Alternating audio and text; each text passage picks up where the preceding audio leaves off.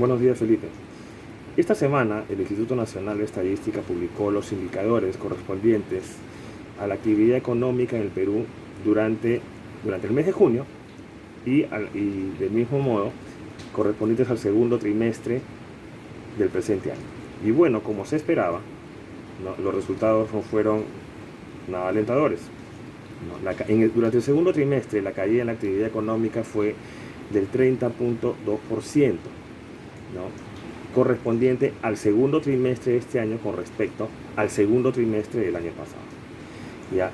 En este segundo trimestre lo que se trata de ver o lo que se ve, es el comportamiento de la economía durante los meses de abril, mayo y junio.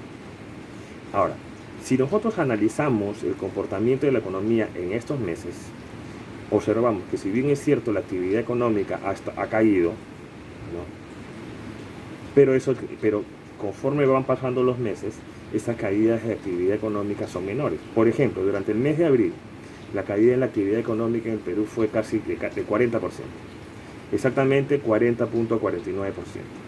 ¿No? ¿Y eso por qué? Porque solamente el 44% de las actividades, económicas estaban produciendo, ¿no? Por ejemplo, los supermercados, las fábricas de alimentos, la agricultura, los servicios de salud, farmacias y toda la cadena de suministros que corresponden a estas actividades, ¿no? En el mes de mayo, durante el mes de mayo también tuvimos una caída severa, pero esa caída ya fue menor a la anterior, fue de 32%. Y durante el mes de junio también hemos tenido una caída severa, ¿no?, pero esa caída ha sido del 18%. Es decir, el Perú ya entró en lo que se llama una recesión técnica. ¿Ya? La teoría económica nos dice que un país entra en recesión técnica cuando tiene 2 trimestres consecutivos en recesión. Bueno, ya cumplimos los 2 trimestres, por eso es que técnicamente ya estamos en una recesión. Ahora, si bien es cierto, como les comentaba, la caída fue en el segundo trimestre, ha sido fuerte, pero también estamos observando que los meses, estas caídas cada vez son menores, ¿no? Como ya dijimos, de una caída del 40% en abril, en junio tenemos una caída del 18%, y los datos que tenemos iniciales para el mes de julio estiman que vamos a tener una caída todavía menor.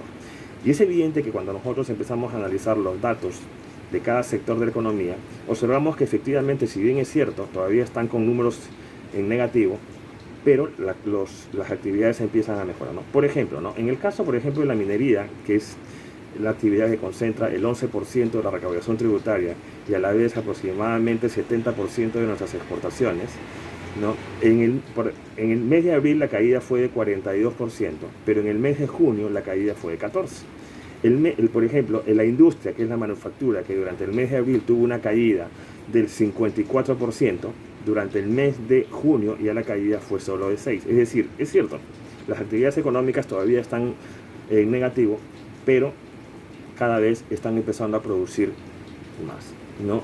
Entonces, eso evidentemente implica que para los niveles en los que estamos todavía nos va a tomar un buen tiempo recuperarnos. Ahora, ¿cómo nos vemos nosotros con respecto a los demás países? Y esto lo digo porque justamente esta noticia de la caída en el PBI del Perú del 30%, efectivamente y lamentablemente implica que somos el país que ha tenido la mayor caída a nivel mundial, no es ajeno a los demás países, ¿no? Por ejemplo, en el caso de la nación más grande del mundo, la nación más poderosa, que es Estados Unidos, en este mismo periodo ellos cayeron un 9.5%. El Reino Unido ha tenido su mayor caída en toda su historia, porque ha caído en un 20%. Alemania, que es la primera economía de Europa, cayó en aproximadamente 10%. Y si nos vamos a los países de la Alianza del Pacífico, que son los países que tienen más o menos las mismas políticas económicas, el Perú, vemos por ejemplo que México cayó en un 17%, Colombia un 15%, Chile aproximadamente un 14%, ¿no? Y eso nos da a entender la magnitud de la crisis, ¿no?, que ha afectado a las economías en todo el mundo, ¿no? Ahora, ¿qué es lo que se nos viene? Como les digo, los últimos indicadores nos indican que, los indicadores preliminares nos indican que la economía poco a poco está recuperando sus niveles de producción. No vamos a recuperar esos niveles de producción anteriores a la pandemia durante este año. Probablemente, y eso en función, nuevamente, a cómo se desarrolle la inversión privada, a los estímulos fiscales y monetarios del gobierno, ¿no? Y a la ejecución de las obras públicas, es que vamos a poder tener un crecimiento probablemente el próximo año en niveles de 7 u 8% del PBI. ¿Correcto? Se estima que para este año la caída del PBI va a ser mínimo un 12%. Algunos analistas estiman que va a ser un poco más, puede ser de 13%, algunos estiman incluso hasta un 17%.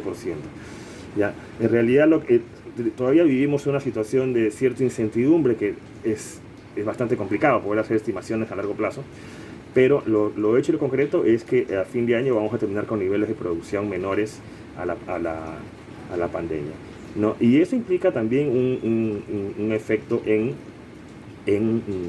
la recaudación, ¿no es cierto?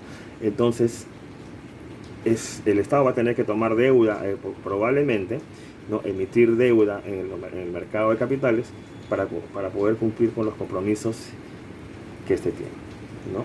Ok, eso sería todo. Muchas gracias, Felipe.